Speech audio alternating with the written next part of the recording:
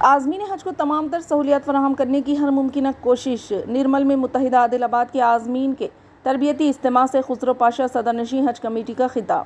ریاستی حکومت اس سال تلنگانہ کے عازمین حج کے لیے خاطر خواہ سہولتیں پہنچائے گی۔ عازمین حج کی سہولت کے لیے سینٹرل حج کمیٹی سے قبل از وقت نمائندگی کی گئی ہے۔ ان خیالات کا اظہار تلنگانہ اسٹیٹ حج کمیٹی کے زیر اہتمام متحدہ عادل آباد ضلع کے عازمین حج کے تربیتی اجتماع سے خطاب کرتے ہوئے سید غلام افضل بیابانی خسرو پاشا چیئرمین تلنگانہ اسٹیٹ حج کمیٹی نے کیا۔ انہوں نے بتایا کہ عازمین حج کی خدمت اور رہنمائی کے لیے ہر سال 300 عازمین کے لیے ایک خادم الحجاج کو روانہ کیا جاتا تھا، تاہم وزیر اعلیٰ سے کامیاب نمائندگی پر ریونت ریڈی صاحب نے اس سال 150 عازمین حج کو ایک حج انسپکٹر مقرر کیا ہے۔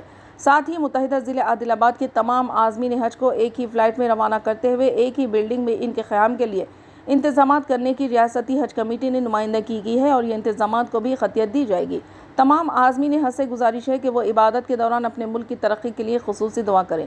انہوں نے اس سال ریاستی حج کمیٹی کی جانب سے 4 اضلاع پر مشتمل نرمل میں تربیتی اجتماع کو خوش آئندہ قرار دیتے ہوئے کہا کہ وہ وزیر اعلیٰ سے نمائندگی کرتے ہوئے عازمین حج کی تمام سہولیات کو بروئے کار لانے کی ہر ممکن کوشش کریں گے۔ اس کیمپ میں متحدہ ضلع عادل آباد کے عازمین حج اور خواتین کی کثیر تعداد موجود تھی۔